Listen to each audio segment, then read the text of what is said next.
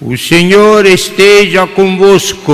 Ele está no meio de nós. Proclamação do Evangelho de Jesus Cristo segundo João. Glória a vós, Senhor. Estava próxima a Páscoa dos judeus e Jesus subiu a Jerusalém. No templo encontrou os vendedores de bois, ovelhas e pombas e os cambistas que estavam aí sentados. Fez então um chicote de cordas e expulsou todos do templo, junto com as ovelhas e os bois, espalhou as moedas e derrubou as mesas dos cambistas. E disse aos que vendiam pombas: tirai isto daqui, não façais da casa de meu pai uma casa de comércio. Seus discípulos lembraram-se mais tarde que a Escritura diz: o zelo por tua casa me consumirá. Então os judeus perguntaram a Jesus: que sinal nos mostras para agir assim? Ele respondeu: destruí este templo, em 3 dias o levantarei. Os judeus disseram: 46 anos foram precisos para a construção deste santuário, e tu o levantarás em 3 dias? Mas Jesus estava falando do templo do seu corpo. E quando Jesus ressuscitou, os discípulos lembraram-se do que ele tinha dito e acreditaram na Escritura e na palavra dele. Palavra da salvação. Glória a vós, Senhor. Aleluia, aleluia, aleluia, aleluia.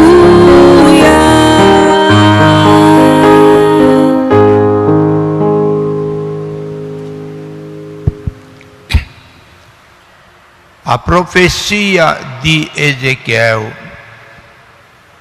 a primeira leitura, o Salmo 45 desta missa e o Evangelho que acabamos de ler e escutar de São João, fala de templo, o templo de Deus. Naturalmente a gente logo lembra o templo de Jerusalém, que, como os acusadores de Jesus disseram agora no Evangelho, foi preciso 46 anos para reconstruí-lo no mesmo lugar e na mesma forma que Salomão construiu o primeiro templo lá em Jerusalém. E Herodes, o grande, quando Jesus nasceu, tinha construído de novo o templo, gastando 46 anos, todo o reinado dele, para construir este que é uma das 7 maravilhas do mundo. Templo que depois, nós sabemos, o exército de Roma, em 70 depois de Cristo, destruiu, queimou, e hoje não se encontra mais templo. Tem só um muro do pranto, perante o qual os judeus choram e rezam, mas o templo nunca mais foi reconstruído. Estes são dados mais ou menos históricos. O que a liturgia de hoje nos fala, falando de templo, não é do templo de Jerusalém, mas no contexto da história da igreja é o templo que Constantino, o imperador, mandou construir em honra de Jesus, o Salvador, e São João Batista. Por isso se chama a igreja de São João. Mas a igreja de São João do Latrão.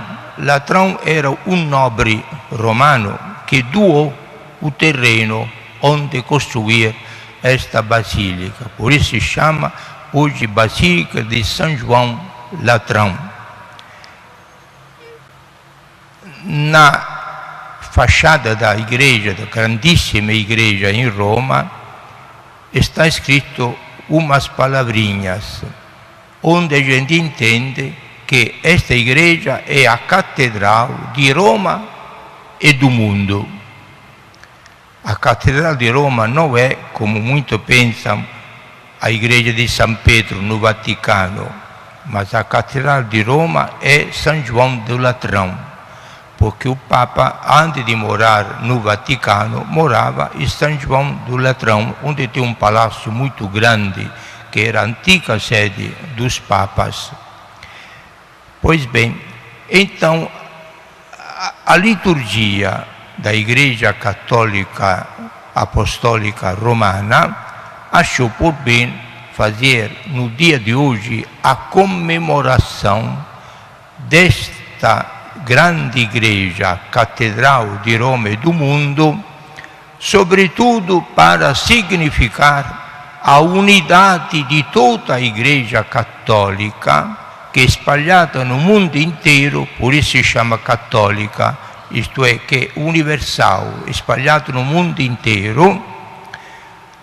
Mas esta igreja representa como o ponto de unidade de todas as igrejas católicas do mundo, onde se celebra a Eucaristia, a mesma liturgia, com as mesmas palavras, mesma participação.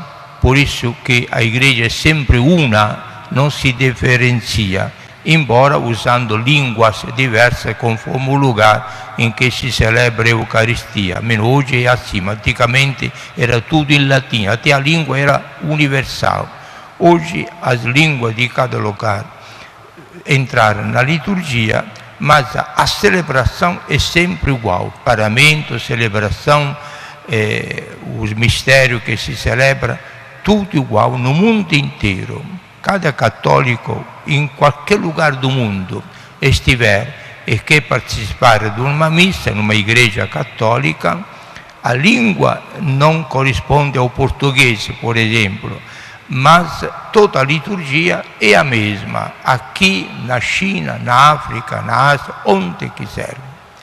É uma maneira para dizer, a igreja católica é uma no mundo inteiro, não é uma seita que se diferencia, é uma no mundo inteiro.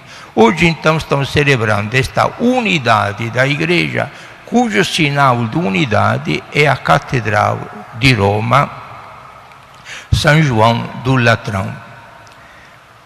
Esta é uma apresentação dos dados mais ou menos históricos e geográficos da festa de hoje. Mas nós não podemos ficar só na parte puramente científica.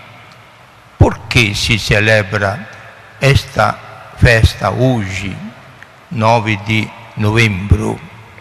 Se festeja para todos os católicos se lembrarem que fazem parte de uma única igreja. Isto já dissemos. Segunda coisa, o templo é a casa de Deus, como nós expressamos, a casa de Deus.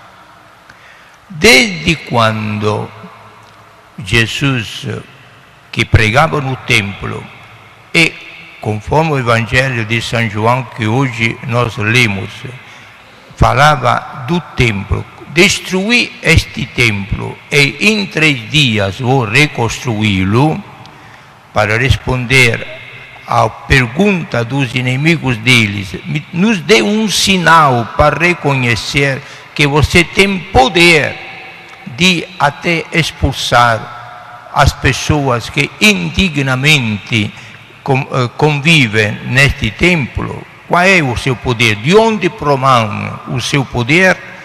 E Jesus se sai com esta expressão, que naturalmente provoca um sorriso nos inimigos. Como é possível que em 3 dias vai reconstruir este templo que custou 46 anos para construí-lo? Mas São João diz, Jesus estava falando do templo do corpo dele. Esta é um pouco a coisa mais importante da liturgia di oggi. Quando Gesù parla di templo, parla da vita dele. Ele é o templo de Deus. É nele que Deus habita. O Deus verdadeiro, o Pai Criador, habita nele com o Espírito Santo. Jesus é o verdadeiro templo que nós adoramos em qualquer lugar estivermos.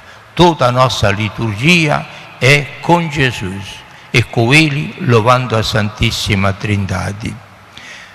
Ezequiel, profeta do Antigo Testamento, na leitura de hoje nos dá umas dicas interessantíssimas, dizendo que do lado direito do templo saía uma água viva que depois, saindo pela porta oriental, se formava um rio abundante e às beiras deste rio nasciam plantas que produziam frutos todo mês. E as folhas destas plantas eram remédio, que saravam qualquer ferida. Esta imagem profética, aplicada a Jesus, que quando falava, destruir este templo, fazia assim, destruir este templo, o corpo dele, isto que queria dizer Jesus, em 3 dias eu vou reconstruí-lo, como aconteceu. Mataram, destruíram o corpo de Jesus na cruz, depois o sepultaram, acabou-se. Mas no 3º dia, Jesus reconstruiu este templo, foi colocado na sepultura como um verme, diz o profeta Isaías, flagelado, martirizado, dessanguado. Então Jesus não era mais uma figura humana, foi despedaçado, destruído. Mas ele, com o poder de Deus, no 3º dia ressuscitou e saiu da sepultura renovado, um corpo novo, glorioso, ressuscitado, com todas as qualidades de um corpo ressuscitado, como será também o nosso corpo quando ressuscitará no fim dos tempos, na ressurreição dos mortos. Pois é, deste templo de Jesus, que é o corpo dele, do lado direito de Jesus saiu água. São João, cujo evangelho hoje nós lemos, que estava aos pés da cruz, ele, inspirado pelo Espírito Santo, viu que quando o soldado transpassou o peito de Jesus para ter a prova que estava morto, então diz ele que saiu do lado direito de Jesus, da ferida da lançada, saiu sangue e água. E acrescenta, eu dou um testemunho verdadeiro daquilo que aconteceu, deste sangue, deste água. E ele aplica a profecia de Ezequiel, esta água é a água do batismo, que chega a beneficiar todos aqueles que se deixam atingir por esta água. E as plantas produzem frutos maravilhosos, deliciosos, todos os meses, e as folhas curam qualquer ferida. Esta água atingiu a cada um de nós quando fomos batizados. Através do batismo, nós fomos enxertados neste templo de Jesus, que é o corpo dele, porque agora o corpo verdadeiro, definitivo de Jesus é ele como cabeça e nós como membros, formando a igreja, uma igreja, a minha igreja, falava Jesus. E esta igreja, Jesus quis construí-la sobre a pedra fundamental, a primeira pedra, que dá início à construção de uma igreja, a primeira pedra. E Jesus quis que esta primeira pedra fosse um apóstolo de nome Simão, filho de Jonas, a quem Jesus troca o nome de Simão em pedra, Kefa, na língua de Jesus, pedra, para significar que daquele momento a igreja que Jesus queria construir, que o templo dele, junto conosco, deveria ter como primeira pedra este apóstolo, Simão, pedra, a quem nós sente que o homem trocava em Pedro. Pedro, que é o Papa. A unidade, então, de toda a igreja se reconhece se a igreja que a pessoa frequenta e valoriza é a igreja que tem como primeira pedra, a pedra fundamental, Pedro, que Jesus escolheu. Por isso que hoje estão fazendo esta festa São João de Latrão, porque é aí que o Pedro, que troca nome conforme os papas que depois dele vão sucedendo, e hoje temos o Papa Francisco, mas que é o Pedro que representa a unidade da igreja. Então, nós podemos dizer hoje que estamos celebrando a unidade desta igreja, a igreja de Jesus, a única. Jesus não criou muitas igrejas, uma, a minha igreja, vai ser reconhecida se for fundamentada sobre esta pedra, Simão, a quem dou o nome de Kefa, pedra, ele é o Pedro, o Papa. Quem rejeita esta pedra não pertence à igreja de Jesus oficialmente, embora Jesus, na sua misericórdia, quer salvar todo mundo, mas quem quer pertencer de verdade à igreja de Jesus, e nesta igreja encontrar Jesus vivo, que é a Eucaristia, a verdade infalível, que desde Pedro até o fim do mundo será sempre a mesma, única igreja no mundo em que a doutrina que é ensinada é infalível, não muda, sempre igual, sempre a mesma, porque a doutrina de Jesus que não pode mudar, porque ele é a verdade eterna, o que não acontece nas outras igrejas. Então, hoje nós estamos celebrando com alegria, reconfirmando a nossa fé na unidade da única igreja, a igreja de Jesus verdadeira, fundamentada sobre Pedro, agradecendo a Deus que sem nenhum nosso mérito, hoje nós estamos celebrando o templo verdadeiro que Deus escolheu, em que Deus vive vivo, dando as graças de que precisamos, e nós estamos celebrando esta Eucaristia hoje, neste templo que chamamos Basílica de Nazaré. Mas o templo verdadeiro é sempre Jesus. E cada um de nós se transforma, se o cabeça Jesus é templo universal, nós, membros deste templo, somos também templo, como pedras vivas que vão unindo e vão levantando o templo definitivo, que vai ser concluído definitivamente e para sempre, quando este templo será a Jerusalém celeste, como o último livro da Bíblia fala, o Apocalipse. E lá nós estaremos gloriosamente exaltando, agradecendo a bondade da Santíssima Trindade, que desde a eternidade nos escolheu como pedras vivas deste templo eterno, e aí nunca mais nós vamos abandonar o templo de Deus, vivendo com Ele para sempre. É o grande mistério da nossa riquíssima religião, una santa católica apostólica e para nós romana, a igreja que Jesus fundamentou. Conclusão, caríssimos irmãos, nós também, como membros deste templo, batizados e batizadas, lembramos que nós somos templo vivo do Espírito Santo, sacrário de Deus. E por isso todos nós temos alegria de entrar numa igreja católica, porque nesta igreja católica nós encontramos Jesus vivo ressuscitado, que está no sacrário, e participamos do sacramento de salvação dele, que é a Eucaristia, que podemos receber a Jesus vivo ressuscitado na Santa Comunhão, ele nos alimentando para reforçar a nossa fé, agora neste mistério sacramental, para depois face a face contemplarmos e sermos como Ele é por toda a eternidade. Esta riqueza que nós temos na Igreja Católica e que nós temos de vivenciar, não renunciemos de jeito nenhum, custo que custar, a esta grandíssima graça que recebemos, nascidos em famílias católicas, batizados, quem sabe a maioria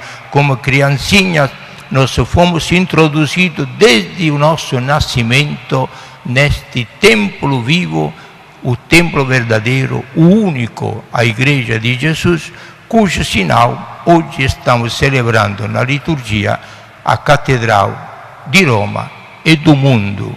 E nós fazemos parte, graças à bondade de Deus, desta Igreja. Quem deixar esta Igreja não sabe o que está perdendo.